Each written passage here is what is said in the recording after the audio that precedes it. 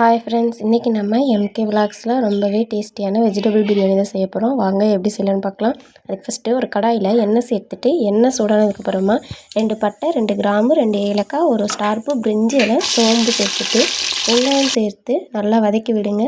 இது கூட பச்சை மிளகாய் சேர்த்து நல்லா இந்த அளவுக்கு வந்ததுக்கப்புறமா தக்காளி நல்லா கொலைய வேகணும். இது கூட புதினா கொத்தமல்லி சேர்த்துட்டு வதங்கி விட்டதுக்கப்புறமா இஞ்சி பூண்டு சேர்த்து பச்சை வாசனை போகிற வரைக்கும் வதக்கிட்டு 2 ஸ்பூன் தயிர் ஆட் பண்ணி அதையும் நல்லா வதக்கி விடுங்க. இது கூட இப்போ நம்ம மசாலா சேர்க்க போகிறோம்.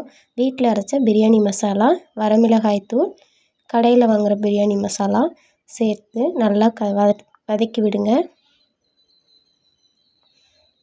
இது கூட உப்பு சேர்த்து நல்லா கலந்து விடுங்க.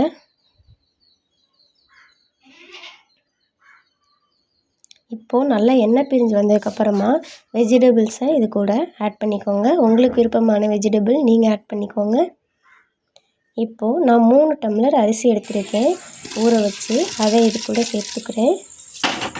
இது கூட நம்ம 6 டம்ளர் தண்ணி ஊற்றணும்.